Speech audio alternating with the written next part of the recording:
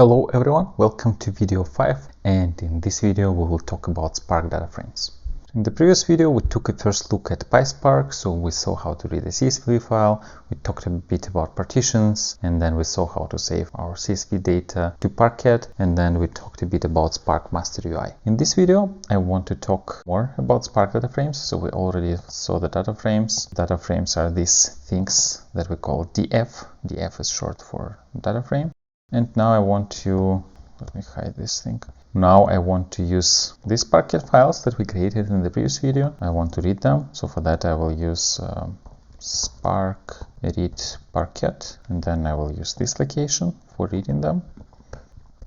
And because Parquets contain the information about schema, here it remembers the types for each column. So this one is string, these are strings, this is a timestamp, this is an integer, and the last one is string. So we don't need to specify schema here explicitly, we know it. And let's say if we do schema, I think instead of just using schema, there is a nicer way of doing this, print schema. So this is better. We don't need to specify it because it already knows the schema. And that's one of the reasons that Parquet files are smaller. So they know the schema and then they use more efficient ways of compressing the data. So for example, for this one, we can just use 4 bytes for each value instead of using multiple bytes like we would do with CSV, with plain text.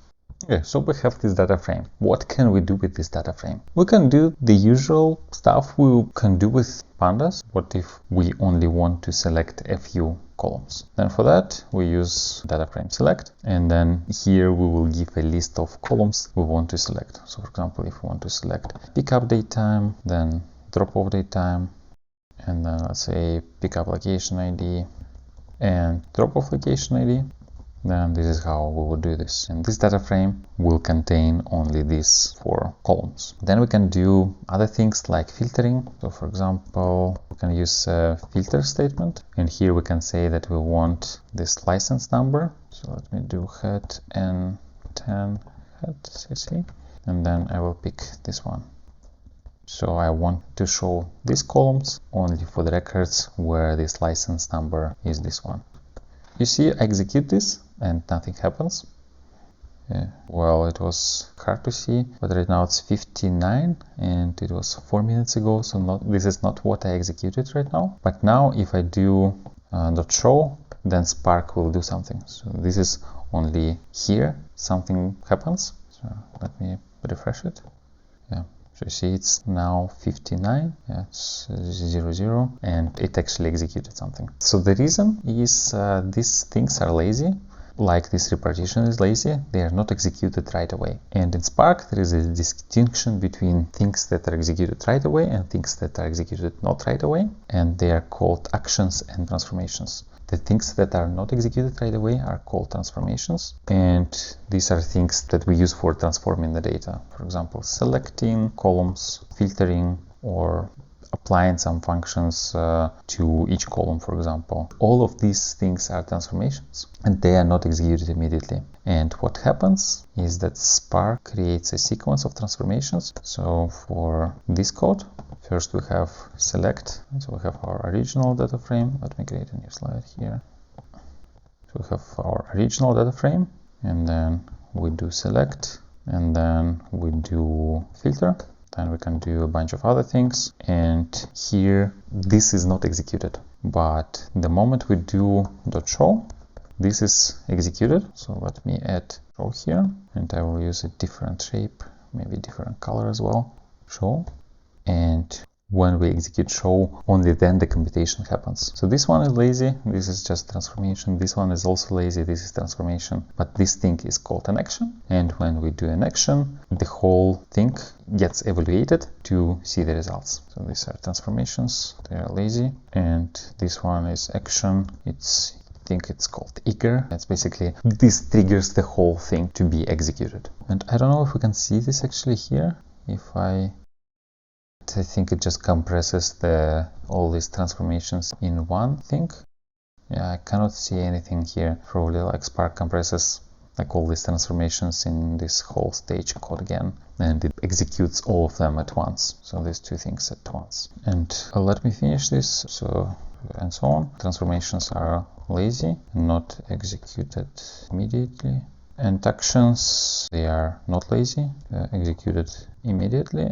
And these are things like show, take. So take is, let's say we want to take 5 records from this data frame. So then it gives us 5 records. This is, I think, the same as head.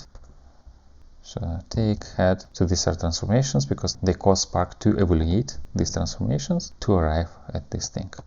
Then write. So write CSV, write parquet. These are actions as well. Yeah, I think this is like the main one. Writing the results triggers the entire transformation graph that you have. And of course, it can be more complex. So it could be, I don't know, joins, group by, and so on. So this is something we will see in the next video. I can also do it here, but I think it's nicer to do it with SQL. It's more expressive in my opinion. But yeah, so this is the main distinction between transformation and action.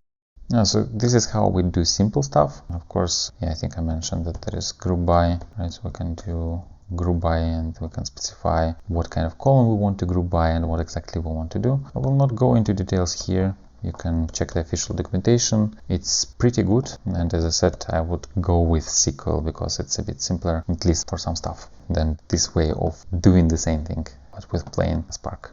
Yeah, you're looking at this and you might be wondering if we can do this, but this is the same thing as using SQL, right? In SQL, we can just write select these 4 things from whatever name of the database that we have, where this thing equals to this, right? Yeah, so why do we need to bother with this? The Spark is more flexible, and one of the things that it can give us is these user-defined functions. Now, before we go into user-defined functions, I want to show what are the functions that are already available in Spark.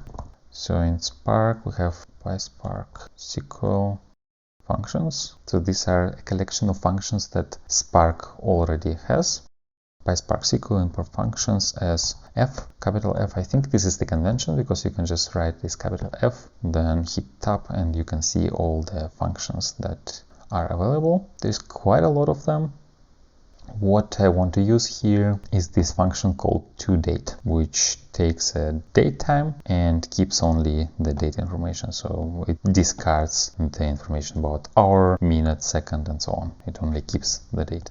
And the way it works, the way we can use these functions is we can do a data frame with column, and this expression adds a new column to a data frame. This is also a transformation. It's not causing our transformation graph to be executed. So now we say that we want to add a new column. This column will be, let's say, pick up date. So this is the name of the column. And now we need to say what exactly we want to do.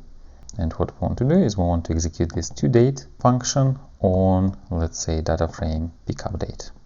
Yeah, the way I do this, I usually do it on the next line like that.